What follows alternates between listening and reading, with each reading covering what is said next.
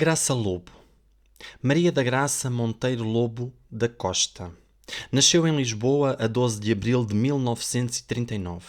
Passou por colégios chiques e também viveu num convento irlandês para onde o pai a mandara. Aos 19 anos foi assistente de bordo e mais tarde viria a ser hospedeira de terra da TAP. Mas foi o teatro que a celebrizou. Graça Lobo destacou-se como atriz e encenadora. Passou pela imprensa escrita e pela televisão no talk show da SIC A Noite da Má Língua, apresentado por Júlia Pinheiro. Ao longo dos anos, levou a poesia às prisões e, citando-a, para ajudar os reclusos, para os entreter, para os despertar para a poesia. Foi fundadora da Companhia de Teatro de Lisboa.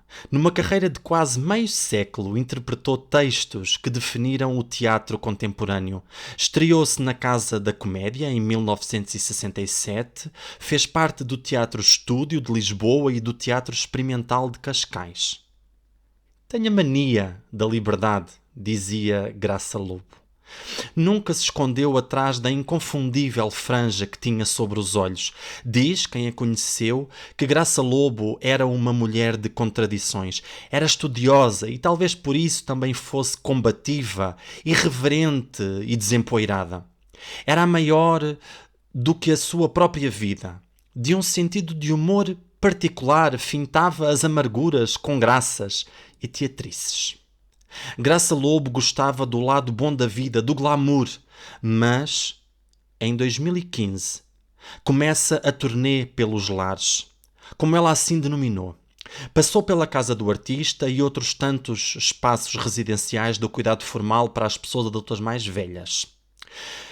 Do Montijo a Torres Vedras, experimentou e viu de quase tudo, e quase tudo foi mau. Numa entrevista publicada a 4 de agosto de 2019 pelo Diário de Notícias, a última grande entrevista que lhe foi feita, refere que nessa turnê viu situações que não imaginava que existissem. Tive de vender a minha casa. Recebo uma reforma de 600 euros e tenho de viver em lares. Nesta turnê pelos lares que ando a fazer, vejo esta miséria, esta pobreza, gente tão pobre que fico mesmo aflita. Esta miséria, esta pobreza, dá para as pessoas serem extremamente mal criadas, o que gera um péssimo ambiente. Com estas palavras tão cruas, Graça Lobo traz à tona muitas camadas de análise sobre a velhice, a precariedade e a dignidade. Graça Lobo não aceitava a má criação. A falta de competência e de conhecimento para aceder aos recursos disponíveis, que por si só já são escassos, estreita-nos as hipóteses, afunila-nos ao populismo, ao relativismo irrefletido. Quando o que sabemos não nos permite imaginar o que existe para além do nosso metro quadrado, tornamo-nos mais permeáveis ao medo e ao que querem fazer connosco sem que sequer nos interroguemos. Nalguns casos, ficamos encabrunhados, noutros, dá-nos para ser malcriados. Em regra, os encabrunhados que vivem em lar de idosos acatam, submetem-se às regras sem as questionar, porque é assim, porque são elas quem manda. Estes encabrunhados cumprem como sempre cumpriram. E são destes encabrunhados que muitos profissionais gostam. São encabrunhados e amestrados. E os malcriados? Bom, esses reagem. Reagem porque se sentem abandonados. Reagem porque se sentem desrespeitados na sua dignidade. Reagem porque se sentem incompreendidos. Reagem porque são prisioneiros de escolhas que não foram as deles. Os malcriados talvez não o fossem se tivessem tido outras hipóteses, outras oportunidades. Talvez com outros e mais recursos ao seu alcance pudessem ter entrado no elevador social e subido onde outros conseguiram chegar. Talvez se no lar de idosos onde vivem se sentissem respeitados, compreendidos, livres, passassem a ser, um pouco que seja, mais afáveis e delicados. À pergunta, e em quantos lares já esteve? Graça Lobo, rindo-se, disse: alguns. Os lares são todos muito maus. Quem inventou os lares, inventou-os por boas causas. Pensou em criar sítios agradáveis onde pudessem viver quem não tivesse casa, mas talvez por falta de fundos, tornaram-se todos muito maus. Por exemplo, acabaram com os manicômios e as pessoas com doenças mentais estão todas nos lares de idosos, o que é muito incomodativo. Uma pessoa fica magoada com o que aquelas pessoas devem ter sofrido para estar neste estado. Há uma mulher aqui que diz palavrões a toda a hora. Uma pessoa acorda com aquela mulher a dizer palavrões e os piores palavrões. Repare, na minha mesa, onde faço o pequeno almoço e jantar, tenho um homem que come com as mãos.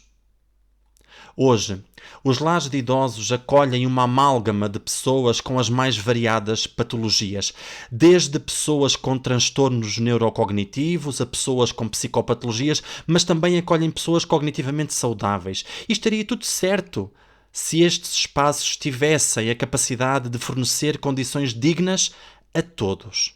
Os recursos humanos, infraestruturais e materiais são escassos, os mínimos garantem-se com muita dificuldade. Em alguns lugares do país ou em algumas épocas do ano, nem os mínimos estão garantidos e quem paga a fatura são os velhos que no início do mês pagam a mensalidade para que lhes seja prestado um cuidado humanizado. Os lares de idosos não tiveram tempo para se preparar para a complexidade em que se transformaram. Quem neles trabalha não está preparado para os desafios diários que sentem na pele. Só fazem. Um dia, uma mulher que trabalhava num destes sítios, visivelmente cansada, sem pinga de luz, disse-me: "Eu não sou paga para pensar. Eu sou paga para fazer." A reforma exigida aos lares de idosos convoca-nos a todos a pensar em alternativas eficientes e sustentáveis, capazes de cruzar agendas, a agenda dos políticos, dos velhos, das famílias, dos cuidadores, dos cientistas, todos, para que mais nenhuma Graça Lobo tenha de se contentar com metade.